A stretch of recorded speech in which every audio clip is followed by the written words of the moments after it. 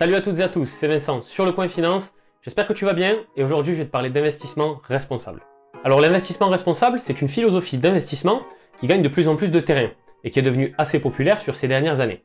Et ça va te permettre de donner du sens à tes investissements et d'investir de manière éthique en respectant ton environnement et la société dans laquelle tu vis.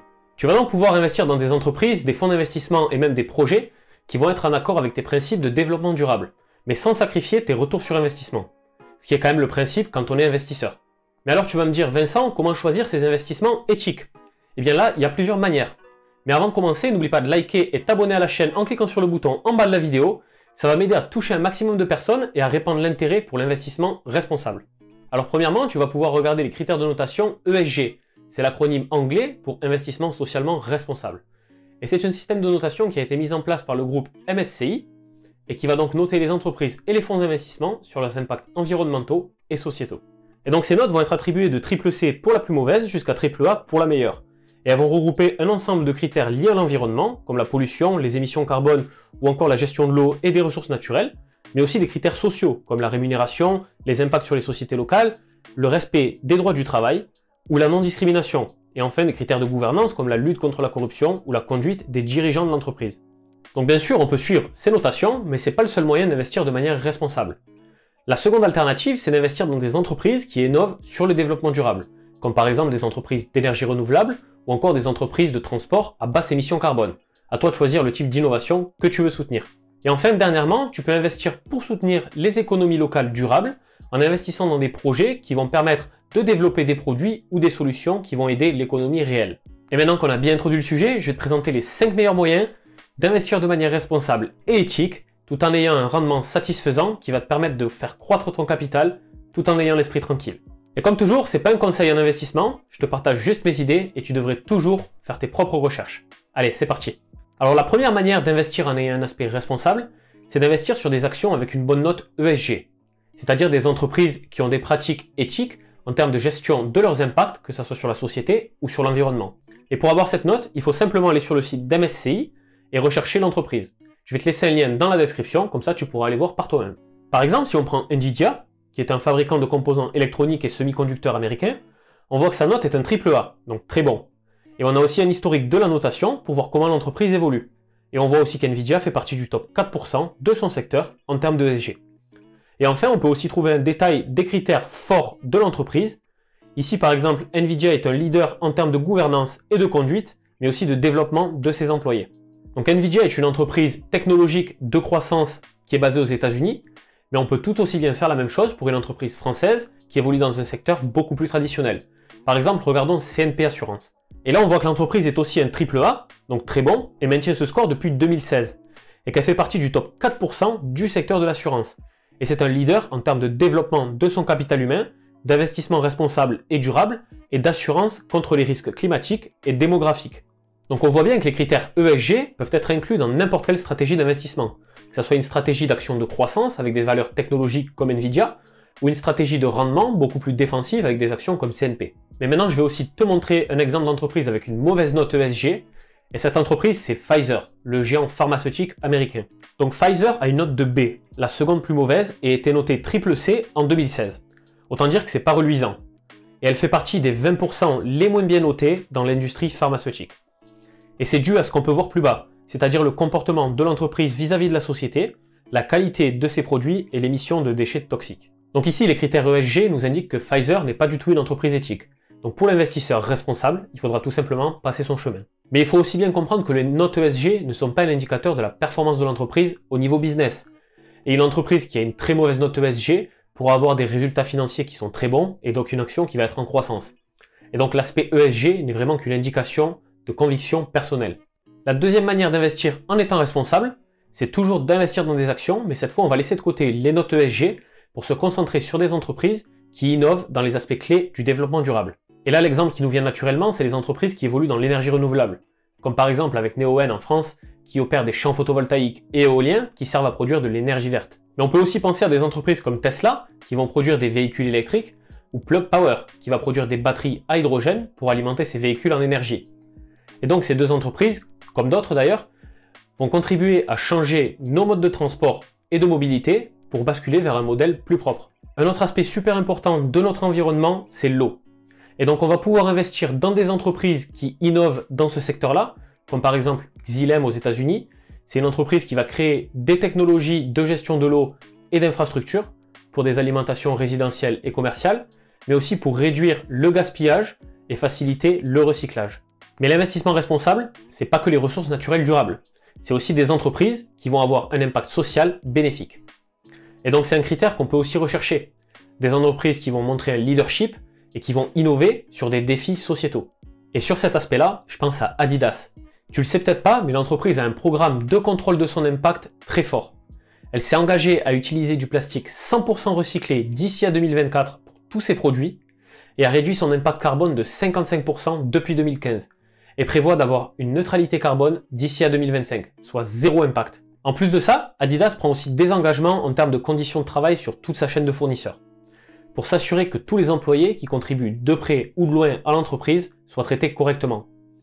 Et enfin, il lance divers programmes pour par exemple encourager la pratique du sport chez les enfants ou encore soutenir les personnes atteintes de la maladie de Parkinson. Donc l'entreprise a vraiment un impact social important. Et investir dans ces entreprises vont être des investissements de conviction qui vont être déterminés par tes engagements personnels et par les causes qui te sont importantes. Mais si tu n'as pas envie de rechercher entreprise par entreprise pour les différentes notes ESG ou pour les innovations environnementales et sociétales qu'elles réalisent, alors ne t'inquiète pas, tu peux investir de manière passive tout en restant éthique et responsable, et pour ça, on va utiliser des ETF. Alors les ETF, c'est des fonds d'investissement qui vont regrouper un certain nombre d'actifs sous un seul titre. Et ça va te permettre de diversifier facilement et de réduire le temps de gestion de tes investissements. J'en parle plus en détail dans cette vidéo, où j'explore notamment une stratégie environnement. Alors pour ce qui est des ETF, premièrement, on va se concentrer sur les ETF actions, et on va distinguer deux types. Les ETF qui vont suivre des indices classiques, comme le S&P 500 ou le MSCI Europe, mais avec un accent ESG. Et puis ensuite, les ETF qui vont suivre un thème en particulier. Donc quand on prend l'exemple du Amundi MSCI World ESG, qui va regrouper les actions du MSCI World, donc le top des actions du monde entier, mais seulement celles qui ont un bon score ESG, on voit qu'on a 8 actions du top 10 qui ont été remplacées. Et qu'on a un ETF Action Monde sans Apple, Amazon ou même Visa. En ce qui concerne la performance, on est sur des retours assez similaires, donc pas de sacrifice de ce côté-là. Mais on peut aussi investir par thème. Et là, on a tout un tas de thèmes disponibles, et ça peut aller de l'énergie renouvelable au climat, mais aussi sur des thèmes beaucoup plus axés société, comme par exemple le vieillissement de la population. Et si on prend l'exemple du Lyxor New Energy, qui est concentré sur les énergies nouvelles et vertes, on voit bien qu'on a accès à un panier d'actions telles que Vestas pour l'énergie éolienne, Plug Power pour l'hydrogène ou Enphase Énergie pour le solaire résidentiel. Et pour la performance, on a un retour sur 5 ans de 153%, donc c'est vraiment pas mal. Mais alors pour les ETF, ce qui est aussi intéressant, c'est qu'on peut les utiliser pour diversifier et investir dans des obligations. Et dans notre cas, des obligations responsables. Par exemple, le Lyxor ESG USD Corporate Bond va nous permettre d'investir dans des obligations d'entreprises ESG, comme par exemple Microsoft, et d'obtenir un rendement annuel d'environ 3,5%. Donc c'est parfait pour ceux qui veulent investir de manière responsable, mais pas forcément sur des actions. Le quatrième moyen d'investir de manière responsable que je vais te présenter, c'est l'immobilier. Et oui, c'est possible d'investir dans l'immobilier responsable et durable, mais c'est aussi possible d'investir dans de l'infrastructure génératrice d'énergie propre. Tu vas pouvoir passer par des SCPI qui vont avoir une stratégie développement durable et investissement responsable, avec des bâtiments où la consommation d'énergie va être encadrée et les émissions carbone vont être limitées. Et c'est le cas par exemple de PFO2, une SCPI de Perial Asset Management qui est labellisée ISR et qui a un focus investissement responsable. Donc ça va te permettre d'investir dans de l'immobilier basse consommation et basse émission. Et cette SCPI, elle a un rendement de 4,5% par an, net de frais. Et le prix de la part est assez stable, donc c'est bien si tu veux limiter ton risque et recevoir des dividendes réguliers. Pour ce qui concerne les frais, qui sont un gros sujet sur les SCPI, on a 8,5% de frais d'entrée et 12% de frais annuels. Ça peut te paraître énorme, mais il faut savoir que sur de l'immobilier en direct, on doit aussi payer des frais d'entrée, qui sont les frais de notaire de 8%, et dans les 12% de frais, il y a ces différentes charges comme l'entretien, la publicité et les taxes foncières que l'on devrait payer sur de l'immobilier en direct. Et c'est sans compter le temps qu'il faut y passer. Mais les SCPI ne sont pas le seul moyen d'investir dans de l'immobilier responsable. On peut aussi investir dans de l'infrastructure. Par exemple, on peut acheter des actions Brookfield Renewable Partners, qui est une filiale de la société immobilière Brookfield. Et donc l'entreprise va acheter, investir, construire et exploiter des infrastructures génératrices d'énergie propre, comme par exemple des barrages, des champs photovoltaïques ou des parcs éoliens. Et l'entreprise a plus de 600 milliards de dollars d'actifs générateurs d'énergie renouvelable sous gestion dans le monde entier. Et en termes de performance, c'est vraiment solide, avec une croissance sur 5 ans de 158%, mais aussi un dividende annuel de 3,05%, qui est en croissance constante depuis 2013. Donc l'immobilier, tu vois bien que ça peut être une alternative super intéressante si tu veux investir de manière durable et responsable. Et enfin, on arrive au cinquième et dernier moyen d'investir de manière responsable.